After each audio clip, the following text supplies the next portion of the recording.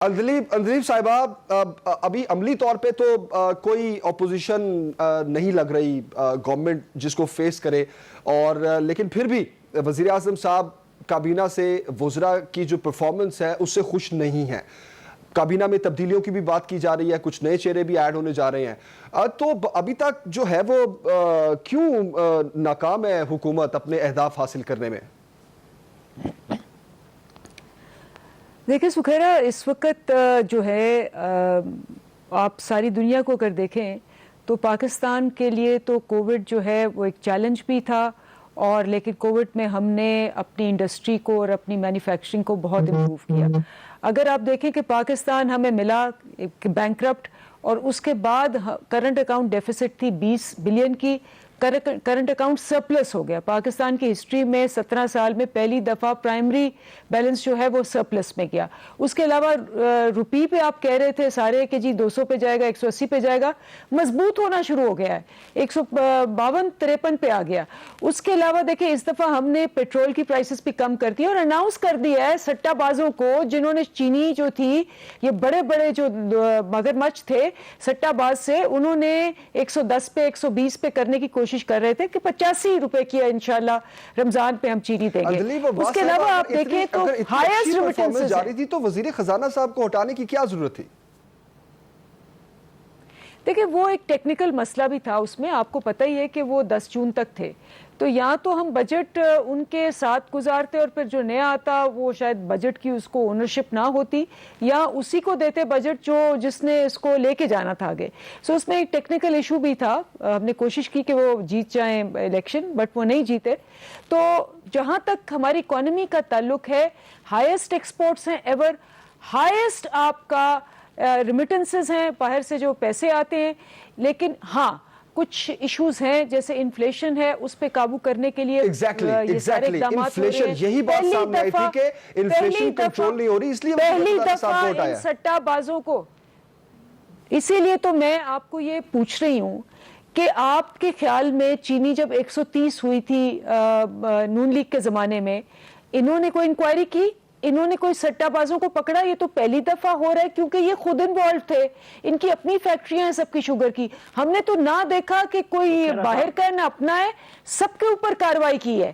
اور آپ دیکھنا انشاءاللہ 1-2 مہینے کے اندر جب یہ سارے سٹے باز اور یہ سب پکڑے جائیں گے، چینی کی قیمت اس سے بھی نیچے آئے گی. اور اسی لیے میں کہہ رہی ہوں کہ جو سارے ہمارے انڈیکیٹرز ہیں وہ بتا رہے ہیں کہ اگلا سال انشاءاللہ گروتھ کے حساب سے بھی اور انفلیشن کے حساب سے بھی خوش آئند ہوگا. یہ جو ساری کارروائیاں ہیں، کیا یہی ریزن ہے کہ جہانگیر ترین صاحب بھی جو ہیں وہ پی ٹی آئی سے الگ ہو رہے ہیں؟ دیکھیں میں تو کامنٹ نہیں کر سکتی، آپ ان کو بلا کے ان سے پوچھیں.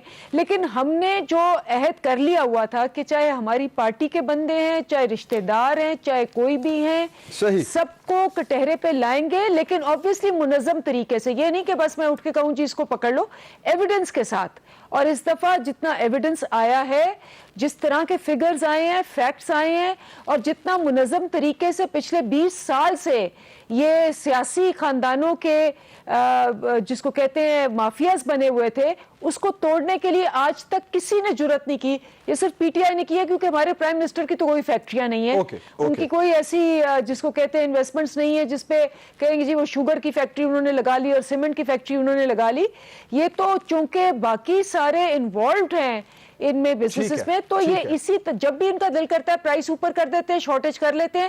ان کو نہ کوئی پکڑ سکتا تھا، نہ ان کو کوئی جواب دہی تھا. تو اس وجہ سے سب سے خوش آئند چیز یہ ہے کہ اب جتنی بھی جو انہوں نے پرائس ڈسٹورشنز کی ہوئی تھی، مارکیٹ میں ایک میسج گیا ہے، اور آپ آئندہ 2 مہینے میں دیکھیں گے کہ انفلیشن کے اندر بھی خاطر خواہ کمی آئے گی. آل رائٹ جی، آپ کا پوائنٹ آف ویو آ گیا. بریک کے بعد واپس آتے ہیں اور ندیم اصغر کائرہ صاحب سے ہم پوچھیں گے کہ شیلہ رضا صاحبہ نے جو ٹویٹ کیا اس کی حقیقت کیا ہے کہ جہانگیر ترین صاحب کی ملاقات ہونے جا رہی ہے آصف زرداری صاحب سے. ایک بریک کے بعد آتے ہیں اور اس کا جواب دیتے ہیں. ویلکم بیک ناظرین. ندیم اصغر کائرہ صاحب، یہ ایک ٹویٹ ہے شیلہ رضا صاحبہ کی جہانگیر ترین کی مخدوم احمد محمود سے ملاقات، اگلے ہفتے کراچی میں سابق صدر آصف زرداری سے ملاقات کریں گے۔ خیال ہے کہ جہانگیر ترین انتخابات میں پی ٹی آئی چھوڑنے اور ساتھیوں سمیت پیپلز پارٹی میں شمولیت اختیار کر لیں گے۔ اگر واقعی ایسا ہو گیا تو نہ بزدار رہے گا اور نہ نیازی ہوگا۔ تو ابھی یہ کیا اس ٹویٹ کی حقیقت کیا ہے؟ کیونکہ میں نے ابھی دیکھا ان کے ٹویٹر اکاؤنٹ پہ اب دوبارہ سے تو یہ ٹویٹ نظر نہیں آ رہی، لیکن کیا واقعی انہوں نے ٹویٹ کی ہے اور کیا واقعی یہ ملاقات ہونے جا رہی ہے؟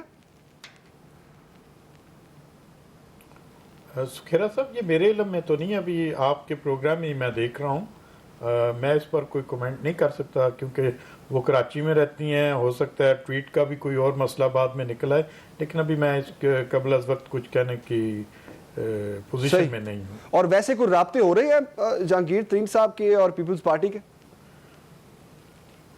نہیں، میرے علم میں نہیں ہے جی، ایسی کوئی بات نہیں ہے میرے علم میں کہ ان کے ساتھ کوئی رابطہ ہو رہا ہے یا نہیں ہو رہا، لیکن میں سمجھتا ہوں کہ پہلے کوہستانی صاحب نے کہا کہ اگر 59-57 کے قریب ہمارے پاس سینٹ میں ووٹ ہیں تو ہم وہاں پر کیا ہی اچھا ہوتا کہ سینٹ کا چیئرمین بنا لے، تو کیا ہی اچھا ہو کہ ہم جو ہے وہ پنجاب میں بھی طریقے عدم اعتماد لے آتے اور بزدار گورنمنٹ اگر ہٹ جائے، 12 کروڑ عوام میں جو عمران خان ہے، جو پنجاب میں ان کی اگر گورنمنٹ ختم ہو جاتی ہے تو وہ ویسے ہی ان کے وہ کمزور ہو جاتے ہیں۔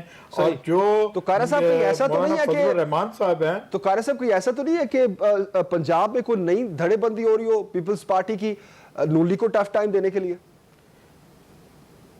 نہیں دیکھیں، ہمیں ابھی تو ہم نے کچھ بھی نہیں کیا، ہم تو ابھی پی ڈی ایم کا حصہ ہیں، لیکن میں ویسے بات کر رہا ہوں کہ اگر پنجاب گورنمنٹ کو ختم کرنا ہو تو وہ نہیں ہے، تو ہمیں تو استعفوں کے ساتھ نتھی کر دیا گیا ہے لانگ مارچ میں، تو مجھے نہیں سمجھ آ رہی کہ ابھی پی ڈی ایم کی قیادت کیا کرے گی، جو بعد میں نون کی جو بار بار کہتے ہیں استعفے دینے، کیا ہمارے بغیر یہ دوسرے دن استعفے دینے چلے جائیں گے؟ اوکے جی، ابھی اگر ہم نے فیصلہ کر لیا، ابھی پوچھ لیتے ہیں اس سوال کا جواب ابھی لے لیتے ہیں کھیلدار صاحب سے۔ جی کھیلدار صاحب، تو کیا یہ استعفے دیں گے؟ چلیں وہ نہیں دیں گے تو وہی دے دیں جو انہوں نے ان کے 2 ممبران نے دیے تھے، چلیں کم سے کم ہمیں پتا تو چل جائے کہ نون جو ہے وہ استعفے دینے کے معاملے میں بڑی سیریس ہے، ابھی جواب لے لیتے ہیں اور ہمارے اوپر الزامات پہ الزامات لگانا شروع کر دیے۔ اوکے قاری صاحب، کھیلدار صاحب دیکھیں، بات یہ کہ استعفاؤں کے جو بات ہے وہ اس کا روح تبھی بنے گا یا اسی مؤثر تبھی ہوگی جب ساری پارٹیاں جو پی ڈی ایم میں موجود ہیں مل کے استعفائیں دیں۔ کوئی فیصلہ میں حتمی رائے تو نہیں دے سکتا، مگر میں آپ کو یہ بتا سکتا ہوں کہ پی ڈی ایم کے جو باقی جماعتیں ہیں اور پیپلز پارٹی بھی ہمارا حصہ ہے ابھی تک، تو جو پی ڈی ایم کے پلیٹ فارم پہ پارٹی سربراہان میں جو فیصلہ ہوگا، جو نئی حکمت عملی ہے وہ اعلان کیا جائے گا کہ آگے ہم کس طرح جدوجہد کریں گے، کس طرح آگے بڑھیں گے، کس طرح حکومت کو ٹف ٹائم دیں گے۔